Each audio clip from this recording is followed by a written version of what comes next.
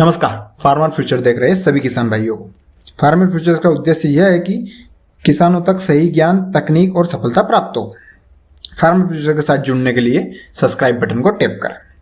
आज का हमारा वीडियो है, क्या आपको भी सोयाबीन में यूरिया के इस्तेमाल से उत्पादन बढ़ाना सीखना है? तो आज हम आपको इस्तेमाल का सीक्रेट फॉर्मूला बताने वाले हैं, जो कि चुनिंदा किसानों को पता होता है, बाकी किसानों को यह फॉर्मूला नहीं पता है। और हम क्या करते हैं, भेड़ चाल चलते हैं। किसान के इसने यूरिया डाला तो मैं भी डालूंगा, इसने नहीं डाला, अभी तक किसी को सोयाबीन में यूरिया डालते नहीं देखा, तो हम भी यूरिया का इस्तेमाल नहीं करें। लेकिन होता इसका जस्ट विपरीत है। हमें क्या करना है, अपनी फसल की स्टेज को देखते हुए उसमें यूरिया का इस्तेमाल करना है, और यूरिया से उत्पादन बढ़ाया जा सकता है। जी हाँ, यह प्रूफ है कि यूरिया से उत्पादन बढ़ाया जा सकता है। तो आज के हम इस वीडियो में बात करने वाले हैं कि यूरिया का इस्तेमाल हमें सोयाबीन में करना है या नहीं करना है। तो सोयाबीन में यूरिया का इस्तेमाल करना है। कब करना है? स्पेशली जब हमारी फसल की वेजिटेटिव ग्रोथ कम हो रही हो और उसमें हमें टॉनिक पे टॉनिक हम सब कुछ दे चुके हैं और फिर भी हमारी ग्रोथ नहीं हो रही हो, तो उसी समय पे हमें उसमें यूरिया का इस्तेमाल करना है। उससे हमारा डेफिनेटली फायदा होने वाला है। उससे क्या होता है कि सोयाबीन की ग्रोथ बढ़ेगी, और ग्रोथ बढ़ेगी तो उत्पादन बढ़ेगा। बस इसी पॉइंट पे हमें काम करना है कि सोयाबीन की ग्रोथ अगर कम है, टॉनिक भी दे दिया, सब कुछ कर दिया, उसके बाद भी ग्रोथ कम है, तो हमें उसमें यूरिया का इस्तेमाल करना है। उस स्टेज पे 30 से 35 दिन की स्टेज ये होती है, उस पर हमें सोयाबीन का इस्तेमाल करना है। फूल आने से पहले की अवस्था में। और इसके इस्तेमाल उन किसान भाइयों को तो स्पेशली करना है जिन्होंने खेत बनवाया हो, नया खेत बनवाया हो, उनको तो स्पेशली करना है। जिन्होंने कहीं से मिट्टी डलवाई हो खेत में, नई मिट्टी, उनको भी करना है। और जिन्होंने मिट्टी हटवा दी हो खेत में से और नीचे की जमीन, जो अंदर की जमीन ऊपर आ चुकी है, उनको तो स्पेशली करना है। उनमें नाइट्रोजन की डिफिशियंसी होती है और वहां पर ग्रोथ डेफिनेटली कम ही होगी सोयाबीन की, तो उनको तो स्पेशली करना है। और इस साल तो बारिश ने भी काफी ज्यादा ग्रोथ को इफेक्ट किया है। सूखा बहुत जगह हो चुका है, बहुत एरिया में सूखा है, तो उनको तो मैं बाद में भी यूरिया इस्तेमाल करने की सलाह देता हूँ। मैं बताऊंगा आपको स्टेज की, कौन सी स्टेज में यूरिया का इस्तेमाल आपको बाद में करना है, वीडियो के अंत में बताऊंगा, तो वीडियो में बने रहे। मैं आपको बता देता हूँ अब अगला यूरिया का इस्तेमाल हमें कब करना है।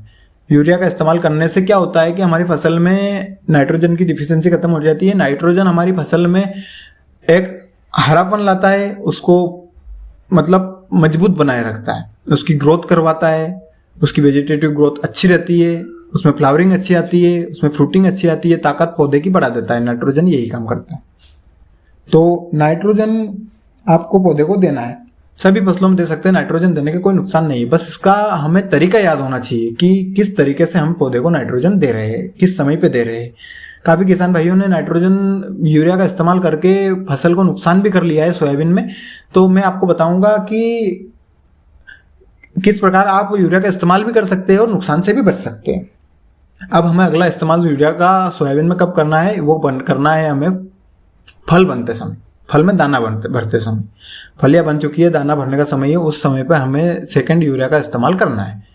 तो अब यूरिया का इस्तेमाल हमें कैसे करना है, क्योंकि उस समय पे हमारी फसल में पत्ते झड़ने शुरू हो जाते हैं और नीचे की फलियां, बाद में जो फलियां आती है उनका दाना अक्सर हम देखते हैं कि बारीक रह जाता है।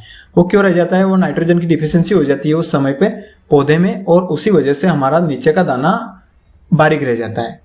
पौधा क्या करता है, पत्तियों से नाइट्रोजन खींचने लगता है, और नाइट्रोजन खींचेगा तो पत्तियां पीली पड़ेगी, पीली पत्तियां नीचे गिर जाएगी और वहां पे नाइट्रोजन खत्म हो जाएगा।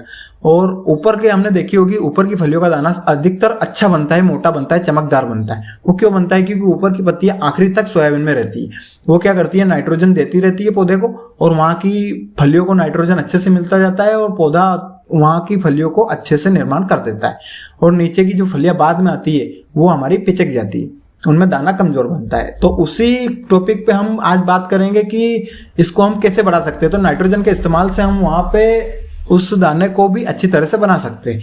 तो हमें नाइट्रोजन का इस्तेमाल कब करना है? जब हमारी फसल में दाना भरने लग जाए या फलियां बन जाए, उसी समय पे हमें एक बार और नाइट्रोजन का इस्तेमाल हमारी फसल में करना है। और स्पेशली उन किसानों को करना है जहाँ पे बारिश कम हुई हो, ग्रोथ भी नहीं हुई सोयाबीन की, और अभी फिर से एक बार पानी की कमी आ गई, क्योंकि बारिश खुल गई है, तो उसी वजह से क्या है कि फलियां बनने का टाइम है, दाना भरने का टाइम है। तो ऐसे में आपको यूरिया का इस्तेमाल करने से क्या होगा कि पौधा तंदुरुस्त बना रहेगा। और ये किसान भाई अभी बहुत खर्चा कर रहे हैं, प्रैक सर्विस डाल रहे हैं, ये डाल रहे हैं, वो डाल रहे हैं, बहुत सारा खर्चा कर रहे हैं। आप इसमें थोड़ा सा और गेट कर लीजिए, यूरिया दे दीजिए, इससे आपका पौधा तंदुरुस्त बना रहेगा और आपका उत्पादन फाइनली बढ़ने वाला है। अब इसके इस्तेमाल के कुछ मैं आपको बता देता हूँ कि आपको नुकसान ना हो, ऐसे टिप्स बता देता हूँ। तो इसमें आपको क्या करना है, यूरिया देते वक्त तो ऐसी सावधानियां रखनी है कि बारिश हुई, अभी बारिश हुई है और आप यूरिया देने चल दी, ऐसा भी बिल्कुल नहीं करना है। आपको क्या करना है, पत्ते सूखे हो, हवा तेज चल रही हो, ऐसे समय पे यूरिया का इस्तेमाल करना है। बहुत सारे किसानों का नुकसान इस तरह से हुआ था कि उन्होंने क्या किया था, पत्ते गीले थे और यूरिया का छिड़काव कर दिया। उससे क्या हुआ कि बहुत सारी जगहों पर यूरिया के दाने पत्तों पे चिपक गए और वहां की पत्तियां जल गई। उस वजह से यूरिया से नुकसान होता है, बाकी यूरिया से हमारी जमीन को, फसल को कोई नुकसान नहीं होता है। तो आप बेझिझक यूरिया का इस्तेमाल कर सकते हैं, इससे उत्पादन बढ़ेगा। अब आपका डोज मैं बता देता हूं कि इसका डोज हमें रखना है कम से कम 15 किलो से 25 किलो एकड़ तक, इससे ज़्यादा हमें इस्तेमाल नहीं करना है, इतना भी काफ़ी होता है। यूरिया तुरंत असर दिखाना शुरू करता है। अगर आपको थोड़े छोटे से एरिया में ट्राई करके देखिए, अगर आपको यूरिया का रिजल्ट तो 2-3 दिन में वैसे भी मिल जाता है, जल्दी मिल जाता है। तो आप छोटे से एरिया में एक बार ट्राई करके देखिए, अगर रिजल्ट आपको अच्छा दिखे तो आप उसे आगे बढ़ाइए, और अगर रिजल्ट ना दिखे, अगर आपकी सोयाबीन में रिजल्ट ना दिखे तो आप उसको रहने दीजिए। तो ऐसे इससे क्या होगा, आप यूरिया देने से आपकी फसल तंदुरुस्त बनी रहेगी, जल्दी पत्ते नहीं गिरेंगे, जल्दी पीली नहीं पड़ेगी। उसकी वजह से क्या है कि दाना अच्छे से भरेगा और आपका उत्पादन दाना भरेगा। तो आप तो समझते हैं, आप तो किसान हैं, आपको तो पता है फसल जितने दिन तक हरी भरी बनी रहती है, जितने ज़्यादा दिन तक हरी भरी रहती है, उतना उत्पादन आपका अच्छा मिलता है।